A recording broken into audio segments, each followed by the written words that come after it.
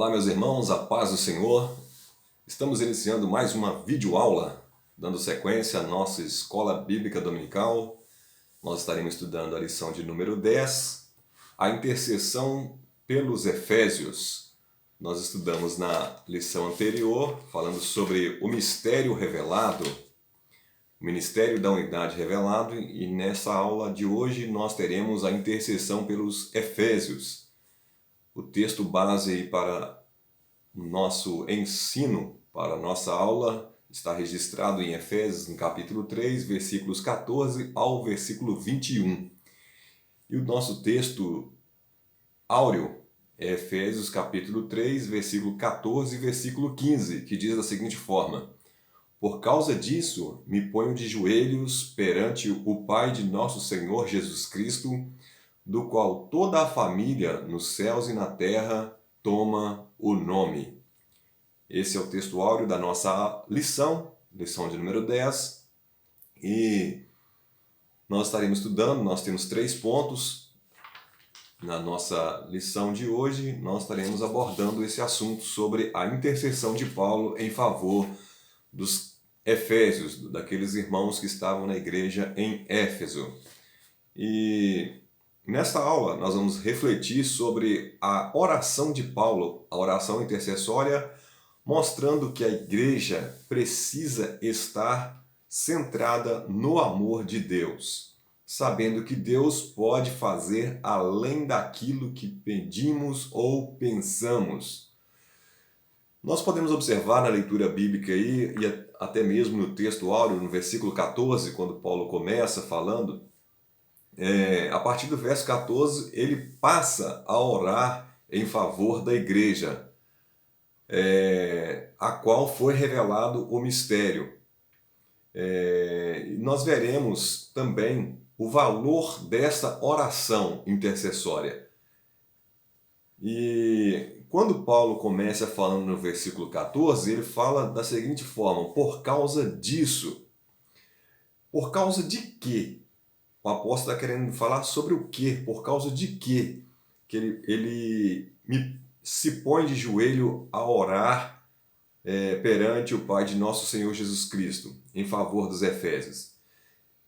Aquilo que havia acontecido nos capítulos anteriores, nós temos estudado ao longo da carta de Paulo aos Efésios. Nos capítulos anteriores nós podemos observar que sobre a extensão da misericórdia de Deus, da graça do Senhor, a graça salvadora, concedendo tanto a judeus e gentios a oportunidade da salvação e mais ainda aos gentios com relação à adoção, à inserção do povo gentio juntamente com os judeus, formando aí uma nova humanidade que é a Igreja de Jesus Cristo, a Igreja de Deus, a qual nós pertencemos.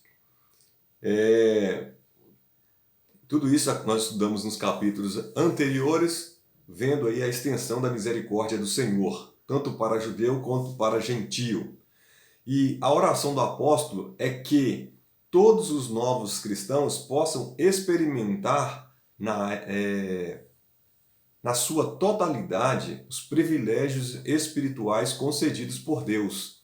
Então, quando Paulo faz essa oração, quando ele se põe de joelho a orar em favor da igreja dos Efésios, que a igreja era composta de judeu e de gentio, agora se tornando uma nova humanidade, que é a igreja, denominada Igreja do Senhor. E nós vamos estudar no decorrer da nossa lição. O primeiro ponto, nós vamos falar sobre os corroborados com o poder do Espírito. É o nosso primeiro ponto. Aqui, a atitude do apóstolo Paulo, na oração, ele expressa a sua postura que ele assume diante de Deus. Quando ele diz que se põe de joelhos para interceder e para fazer uma oração, a oração em favor da igreja. Os judeus, normalmente, eles oravam em pé e com as mãos estendidas. Mas a postura de Paulo aqui, nós podemos observar e entender a necessidade e a urgência da petição. Então, ele se pôs de joelho para clamar em favor da vida dos irmãos dos Efésios.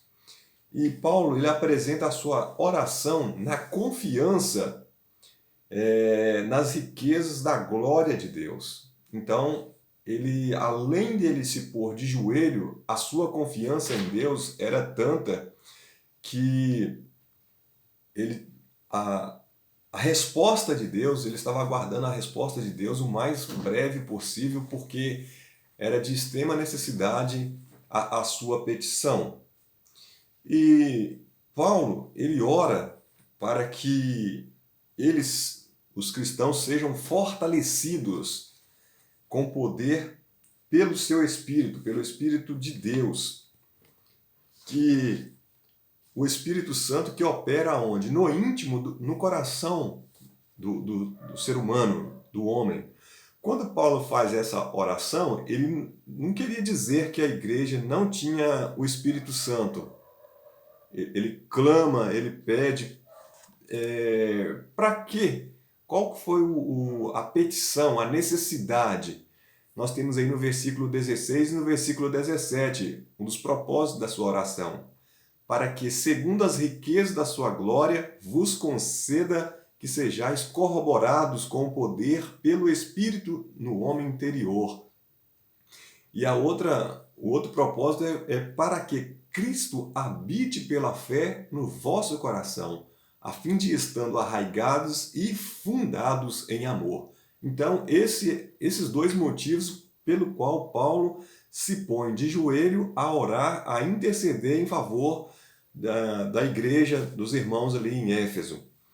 E quando ele diz para que, pelo poder do Espírito Santo, o Espírito Santo que opera no interior do homem, ele não estava querendo dizer que a igreja não tinha a presença do Espírito Santo, mas que ela fosse continuamente revigorada, diariamente ela fosse renovada pela presença do Espírito Santo.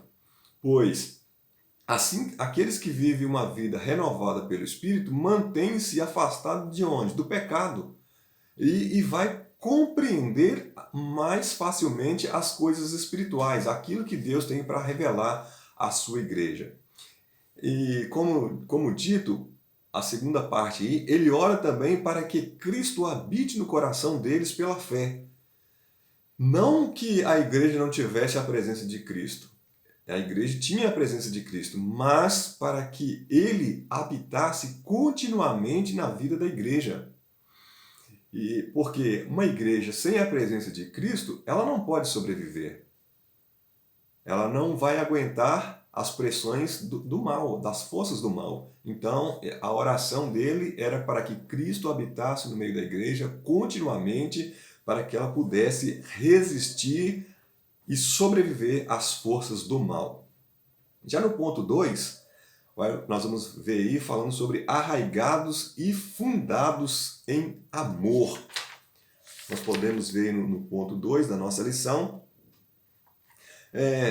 o amor, aí ele vai falar sobre o amor é o solo no qual a vida ela é enraizada.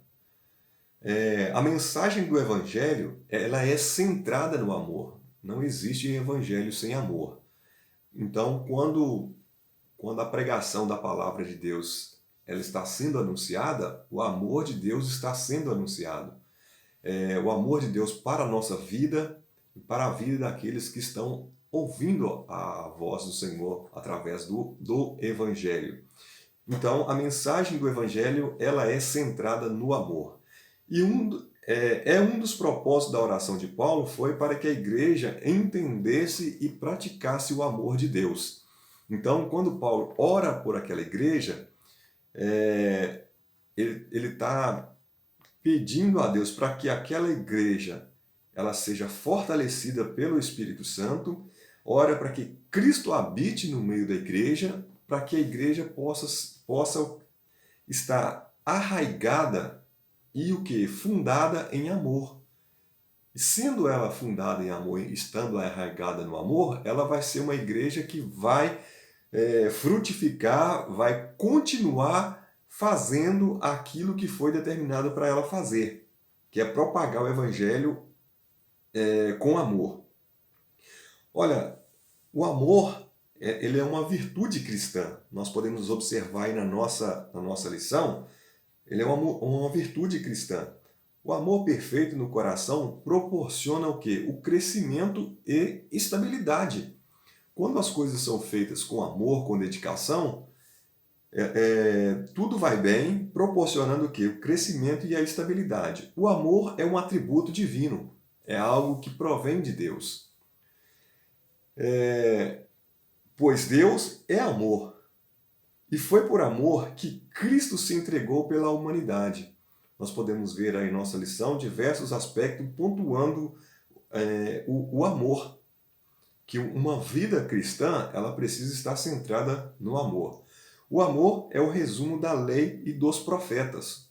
Nós podemos observar ao longo de toda a Bíblia Sagrada o amor de Deus sendo derramado nos nossos corações, o amor de Deus para com o homem. E Deus quer que esse amor seja propagado pelo homem, o homem para com o seu próximo. Ele deve ser expresso em atitudes, em ações, e não simplesmente em palavras. E o apóstolo Paulo, ele ora a Deus para que a igreja seja alicerçada no amor. Pois o amor é a virtude maior e também que norteia o fruto do Espírito. Então, para frutificar espiritualmente, o amor, ele é o principal, ele é a peça fundamental e é ele que dá um norte, ele que dá uma direção para o fruto do Espírito, para que uma igreja possa dar fruto, seja frutífera. Ela precisa estar centrada, ela precisa estar arraigada e fundada em amor. Arraigados e fundados em amor. Paulo ora para que a igreja possa compreender e praticar o amor.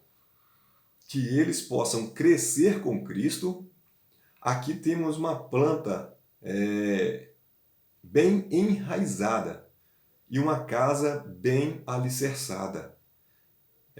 Uma planta, quando ela está bem enraizada, ela atinge as raízes no solo e ela é bem enraizada, ela tem uma resistência maior. E uma casa bem alicerçada também ela tem uma resistência maior. Pode vir os ventos que vierem, as tempestades que vierem, mas ela vai estar bem alicerçada. Assim também a igreja, quando a igreja está alicerçada, fundada em amor, então venha o que vier, ela vai estar de pé. Por quê? Porque Cristo é a base.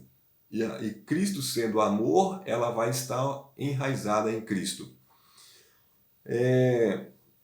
Ela tem uma fundação firme em Cristo. A igreja está fundada em Cristo. E o que sem o amor? O que é o amor? O que é o amor? E que sem o amor a vida cristã não tem sustentação alguma. É como aquela casa que foi construída em cima da areia, porque ela não tem sustentação. Mas aquela casa que é fundada na rocha, em Cristo, ela vai ter sustentação e ela vai ter amor.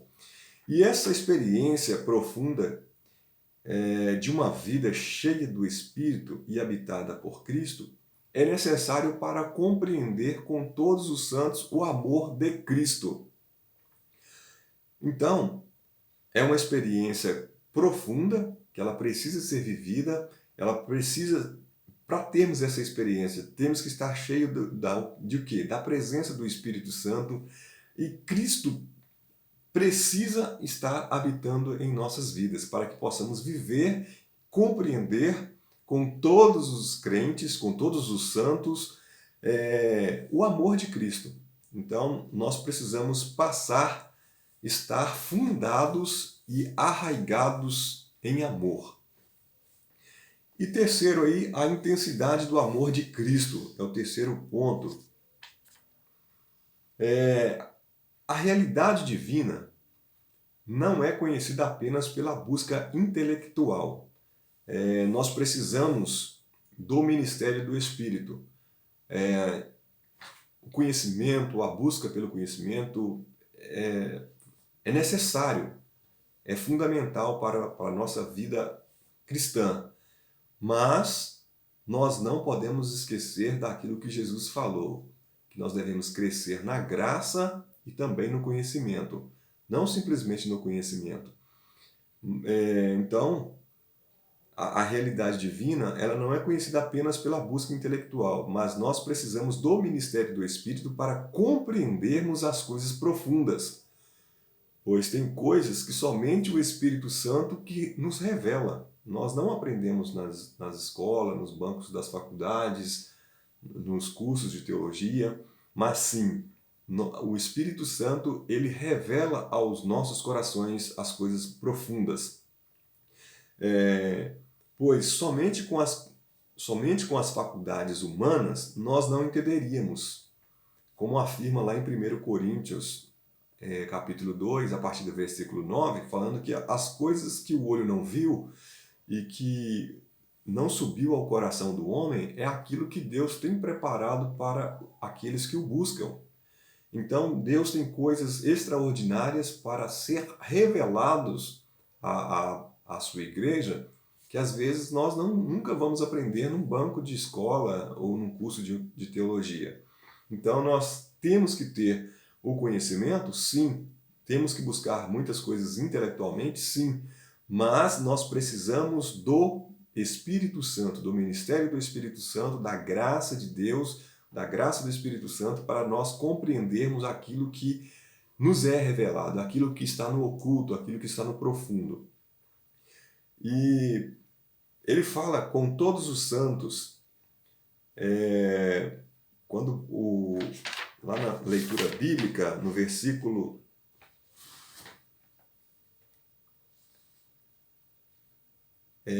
no versículo 18, poderes perfeitamente compreender. Aqui esse compreender que acabei de falar, e ele fala compreender com todos os santos, qual seja a largura, o comprimento e a altura e a profundidade, e conhecer o amor de Cristo que excede todo o entendimento, para que sejais cheios de toda a plenitude de Deus. Então, para podermos perfeitamente compreender, nós precisamos ter a presença do Espírito Santo nas nossas vidas, porque tem coisas que estão ocultas, estão no profundo, que somente o Espírito pode nos revelar. E ele fala perfeitamente compreender com todos os santos. Não, embora individualmente o cristão possa ser fortalecido pelo Espírito, não deve supor que compreenda sozinho a extensão da verdade divina. Então, o apóstolo ele diz para nós que nós devemos o quê? Compreender com todos os santos, com todas as pessoas, com todos os crentes em Cristo Jesus. Aí no versículo 18, muitos tentam entender a posição, cada posição geométrica que o apóstolo Paulo deixou aqui, falando sobre o amor, a posição geométrica do altura, largura, comprimento e profundidade, mas Paulo ele está querendo apenas expressar o quê? A magnitude e a intensidade do amor de Cristo. Quando busca compreender os caminhos de Deus, às vezes as pessoas tentam entrar por caminhos que eles tentam compreender algo que está óbvio, que está assim bem particularmente explícito, e eles tentam aprofundar colocando algo que o texto não quer denotar. Então Paulo está querendo dizer o quê? Que ele está querendo mostrar a magnitude e a intensidade do amor de Cristo. Então, por isso que ele deixou claro qual seja a largura, o comprimento e a altura e a profundidade, e o conhecer o amor de Cristo, que excede todo o entendimento. Já no versículo 19, ele diz que que temos que conhecer o amor de Cristo que excede todo o entendimento. Algo que foge à lógica humana. Algo que nós não podemos compreender porque está além da lógica humana. Então, esse amor, o amor de Cristo, ele excede todo o entendimento humano. E ele completa ainda, para que sejais cheio de toda a plenitude de Deus. E já no terceiro, a bênção de Deus, ela excede o quê? O pensamento humano. Aí nós abordamos aí o terceiro ponto. A bênção de Deus excede todo o pensamento humano. No capítulo 3, ele vai terminar, os versículos 20 e o versículo 21, são os dois últimos versículos aí do capítulo 3, ele termina com uma doxologia, louvando a Deus. Ao concluir a oração, ele louva a Deus, expressando a magnitude do poder de Deus. Olha, nós podemos ver da seguinte forma: Deus é poderoso para fazer tudo. Quando ele diz assim, olha, ora, aquele que é poderoso para fazer tudo, mais abundante, muito mais abundante, além daquilo que pedimos ou pensamos, segundo o poder que em nós opera. Aí no versículo 21 ele diz assim, olha, a esse glória na igreja por Jesus Cristo em todas as gerações, para todo sempre. Amém. Olha o que ele diz. Deus é poderoso para fazer tudo. Olha, Deus não está limitado. Deus não tem limite para ele. A limitação é para o homem, é para a natureza, para toda a criação. Mas Deus, ele é o Todo-Poderoso. Ele tem todo o poder nas mãos. Ele pode fazer muito mais daquilo que pedimos ou que pensamos. É o próximo aspecto aí. Ele pode fazer muito mais abundantemente além do que pedimos ou pensamos. Os seus feitos, os feitos de Deus, ultrapassam as esperanças, as imaginações do coração humano. Então, aquilo que Deus faz por nós, aquilo que Deus tem preparado para nós, é muito além daquilo que nós podemos imaginar e pensar. E tudo isso segundo o poder que em nós opera. Aí nós temos declara a relação entre o gozo que hoje o crente possui do poder divino na conversão e o poder infinito de Deus. Que ele pode fazer muito mais do que pedimos ou que pensamos ou que recebemos. Então, nós podemos observar que segundo o poder de Deus, segundo o poder que em nós opera. E já no versículo 21, o convite para a adoração, Paulo ele está encerrando esse capítulo com um louvor a Deus. E ele diz assim, olha, a ele seja a glória. A ele quem? A Deus seja a glória. Nele está a glória. A glória é a excelência de Deus. E que essa excelência de Deus ela seja revelada através da igreja e na igreja. Então, a igreja ela é responsável por revelar, por manifestar essa glória de Deus a todos. Essa glória está manifestada em Cristo e também na igreja.